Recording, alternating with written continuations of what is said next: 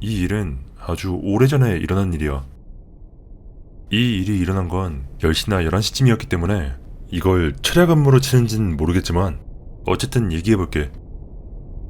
내가 다녔던 대학의 극장 겸 미술관에는 마가렛이라는 소녀에 대한 전설이 있었어.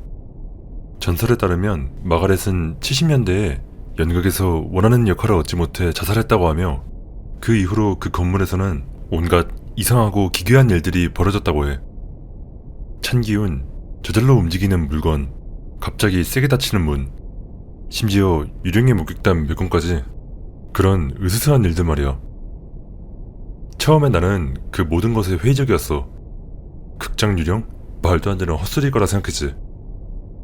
하지만 그 후 나에게 불쾌한 일들이 일어나기 시작했어. 내 첫 경험은 8월 말에서 9월 초 리허설 중에 일어났어. 난 무대 스태프로 일하고 있었는데 무대 소품실에서 뭔가를 가지러 잠깐 나갔었지. 우리 극장에는 달빛이 조금 들어오는 큰 창문이 몇 개 있었지만 많지는 않았고, 거기에 무대 소품실의 특징은 낮이건 밤이건 어두울 때 굉장히 으스스했던 거였어. 그리고 아주 조심해야 했지. 그렇지 않으면 무언가에 걸려 넘어져 다칠 수도 있고, 바닥이 제대로 청소되어 있지 않았다면 톱밥에 미끄러져 엉덩이가 박살날 수도 있었거든. 그리고 기계와 나뭇더미 같은 모든 것들이 시종일관 이상한 그림자를 드리우기 때문에 그날 저 뒤에서 무언가 움직이는 것을 보았을 때도 나는 빠르게 아무것도 아닐 거라고 치부하며 겁쟁이처럼 굴지 말고 그 빌어먹을 연장 코드나 가져오자고 스스로에게 말했었지. 아무튼 그렇게 캐비넷을 열고 코드를 집으려는데 못이 가득 든 상자가 내 머리 위로 엎어졌어. 아프거나 하진 않았지만 깜짝 놀랐고, 난 밖으로 나가서 마지막으로 못을 꺼낸 사람이 누구인지 알아낸 다음 닫기 전에 물건이 선반 위에 제대로 놓여있는지 확인하라고 잔소리를 했어. 그 사람은 사과를 하고 난 사과를 받아들였고, 그런 다음 아무 생각 없이 나머지 리허설을 계속해 나갔지. 우리가 하던 연극의 나머지 공연은 아무 문제 없이 진행되었어. 이상한 일도 뭔가 떨어지는 것도 없었고 모든 것이 순조로웠어. 공연 사이에는 다음 공연이 시작되기 전까지 약 일주일 반의 휴식 기간이 있었는데 그 기간 내에 모두 과제를 따라잡는 게 권장되었지. 극장은 정말 실전적으로 빡빡하게 운영되었기 때문에 공연 중에 모두 뒤처지곤 했거든. 다음 공연은 9월 말쯤 시작되었고 학교에서 매년 하는 큰 크리스마스 공연이었어. 그리고 이때부터 나에게 있어서 모든 게 정말 이상해지기 시작했지. 난 낮이나 오후에는 세트 제작을 하고 밤에는 이번엔 내가 실제로 캐스팅되었기 때문에 리허설을 했는데 여기저기서 오한을 느꼈지만 난 그냥 가을이 다가오고 있기도 하고 낡아빠진 건물 때문이라 치부하고 넘어갔어. 그리고 어느 날 오후 나랑 다른 학생 몇 명이 리허설 준비를 위해 청소를 하고 있는데 무대 플라이 레일에서 피그가 로프 등을 고정할 때 쓰는 커다란 철제추 떨어지는 일이 일어났어. 플라이 레일은 무대로부터 12에서 15m 정도 높이에 있는데 그 거대한 철덩어리가 그 높이에서 무대로 떨어졌고 어찌나 깊게 박혔는지 우린 꺼낼 수조차 없었지. 왼쪽으로 4피트만 어긋났어도 학생 중 한 명을 죽였을 거야. 그리고 물론 그때 플라이 레일 위에는 아무도 없었고. 이 다음은 내가 마가렛에 대해 겪은 마지막 경험이고 내가 이 길을 포기하고 다음 학기에 전공을 바꾼 이유이기도 해. 크리스마스 공연이 마지막 주말에 접어들어 우리는 학과 학생들이 매년 여는 큰 뒤풀이 파티 겸 학기말 파티 겸 크리스마스 파티를 기대하며 모두 매우 들떠있었어. 또한 이상한 일들이 정말 극에 달하기도 했었지. 여기저기 한기가 느껴지는 자리가 있었고 물건을 놓아두면 그 자리에 있는 법이 없었으며 그 쇳덩어리 피그는 여전히 무대에 박혀있었지. 나중에 유지보스 팀이 그걸 드러내고 몇 년 동안 무대를 수리했다고 들었어. 그런데 공연이 막바지에 달할 무렵에 어느 날 밤 조명 하나가 관객석으로 거의 떨어질 뻔했어.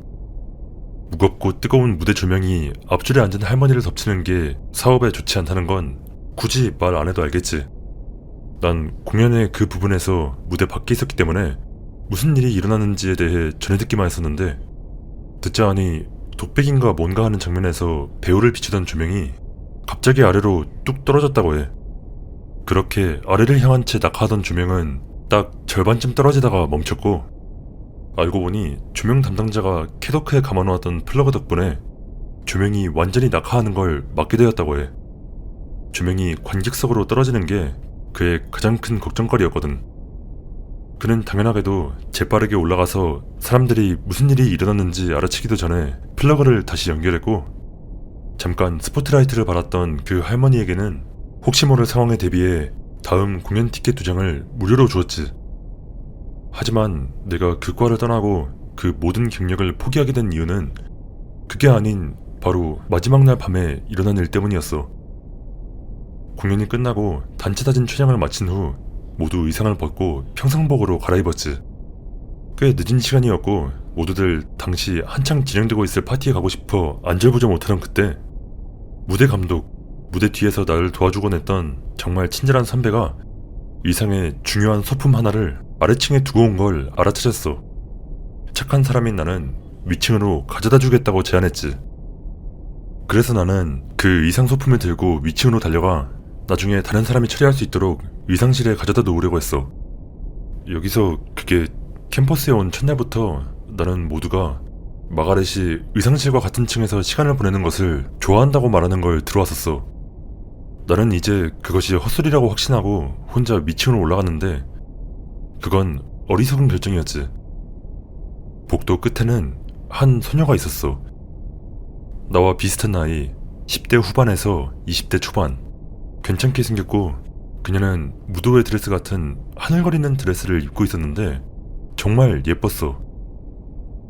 다른 배우 중 한 명이거나 아니면 공연을 보러 온 금수저 처녀 중 한 명이 길을 잃었거나 코카인을 하러 잠깐 빠져나왔거나 한 줄 알았어. 작은 마을의 대학 극단치곤 돈 많은 관객들을 꽤 끌어모았거든. 그래서 난 조심스럽게 손을 들어 인사했어. 그러자 그 여자가 돌아섰는데 정말 끔찍했어. 마치 누군가 망치로 얼굴을 짓뭉개버린 것 같았지. 나는 조심스럽게 그 의상 소품을 가장 가까운 사물함 위에 올려놓고 뒷걸음질치기 시작했어. 그런데 그것이 갑자기 고개를 갸웃하더니 사물함 문들이 미친듯이 흔들리기 시작하는 거야. 한두 개는 활짝 열리기도 했고 정말 끔찍했지.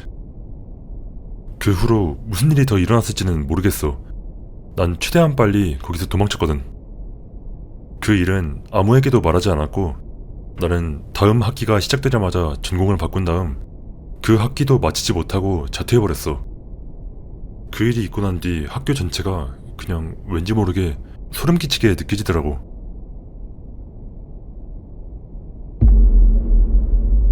사막에서 길을 잃다. 이야기 하나 있어. 우리 아버지 이야기야. 뭐 나도 거기 있긴 했지만 한 2살쯤이었을 때라 나는 기억이 안 나. 아무튼 간에 아빠와 아빠 친구 몇 명이 바하천 경주를 위해 연습하고 있었을 때였어. 모하비 사막에서 시운전을 했었지.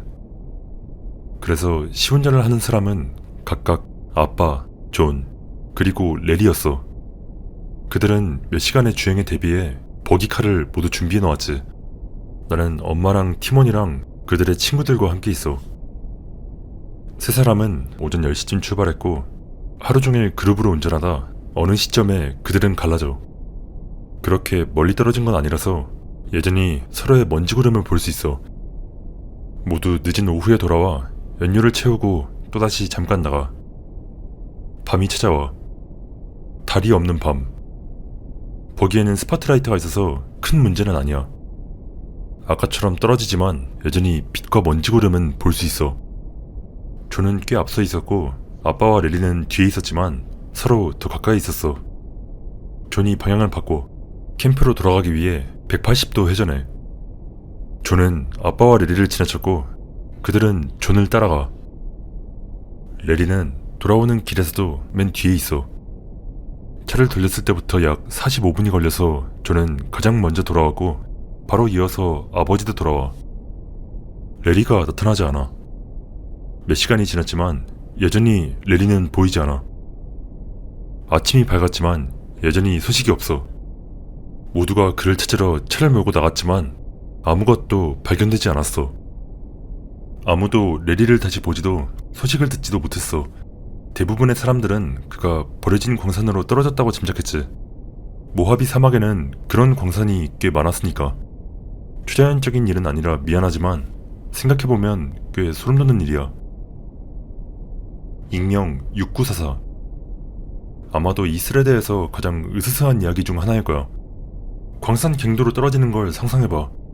롤케이지 덕에 간신히 목숨은 구했지만 그 롤케이지가 쐐기가 되어 몸을 고장시켰고 아무도 내 말을 듣지 못하고 아무도 나를 찾지 못하게 되는 걸. 혼란스럽고 아프고 배고프고 목마르고 겁먹은 상태로 혼자 남게 되는 걸.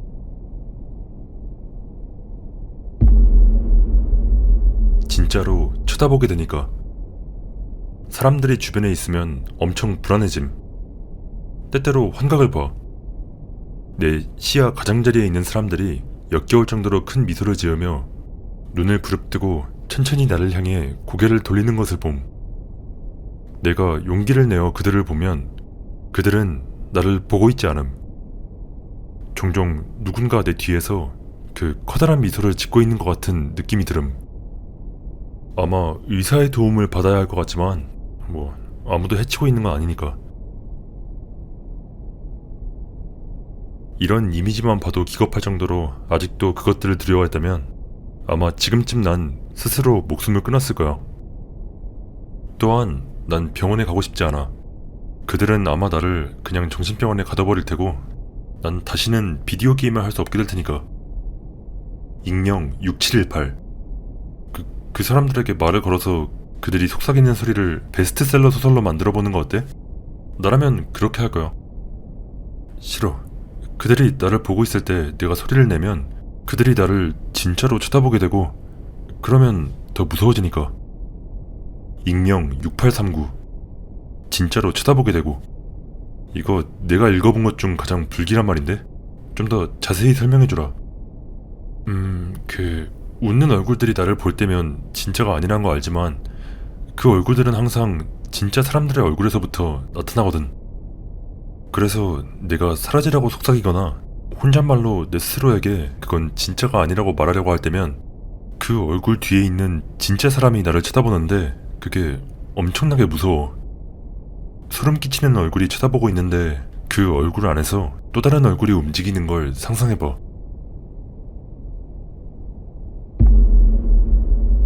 주유소 이야기. 주유소에서 일하는 내가 되어봐. 백화점 밖이나 그런 곳에서 볼 수 있는 작고 허름한 붓으로 된 버전이야. 내가 들어있는 이 상자는 기본적으로 콘크리트, 철판, 철창, 그리고 3인치 방탄유리로 만들어져 있어. 본사는 이 탱크 같은 상자에 많은 돈을 투자했지. 하루 중 특정 시간, 대략 밤 10시쯤이 되면 모든 자판기 구역에 냉장고 등을 잠그고 아침 근무조가 올 때까지 기름만 팔았어. 그러고 나면 상자 밖으로 나갈 이유가 없게 돼. 전부 선불이고 그러니까. 자정쯤 낡은 작은 차 한 대가 들어와. 할머니가 내려. 아시아인 70대 이상, 험악한 표정으로. 창문으로 다가와. 놀랄 정도로 친절해. 여기서부터 이상한 일이 시작돼. 할머니는 잠긴 냉장고, 냉동고 등을 들여다보기 시작해. 마치 볼 수 없거나 닿을 수 없는 무언가를 찾고 있는 것처럼. 나를 쳐다봐. 그 순간 엄습하는 공포. 잘 설명할 순 없지만 할머니의 얼굴은 마치 피부를 전부 바꿔붙인 것 같아. 그러니까 피부색, 피부 결이 전부 잘못되어 있어. 손에 점이 있었고 그 할머니들이 입는 드레스 덕분에 주름진 다리도 다 드러나 있어. 하지만 얼굴, 더 최악인 건 미소야. 혹시 가짜같이 완벽한 치아를 가진 채 아무 이유도 없이 마치 날 좀 봐봐 라고 외치는 듯한 미소를 짓고 있는 사람 본 적 있어? 이 할머니가 딱 그래. 얼굴이 마치 누군가 복사 붙여넣기를 한 것처럼 보여. 할머니의 미소는 나 좀 봐, 난 무해해 라고 말하고 있었어. 그 괴상한 미소와 함께. 창문으로 다가와. 유리를 두드리기 시작해. 난 필요한 게 있는지 물어봐. 또 그 빌어먹을 미소를 지어 보이곤 기름을 넣어야 한다고 말해. 난 어떻게 하는 건지 아냐고 물어봐. 오, 네. 길게 늘어뜨리며 대답해.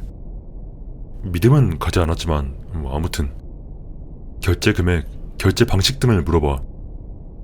할머니는 나를 보더니 지갑을 잊어버렸네. 금방 돌아올게요. 할머니가 차로 가서 허리를 굽혀 지갑인지 뭔지를 꺼내는 모습을 지켜봐. 할머니가 몸을 숙여서 시야에서 부분적으로 사라져. 더욱 몸을 숙이고 사라져. 더 이상 보이지 않아.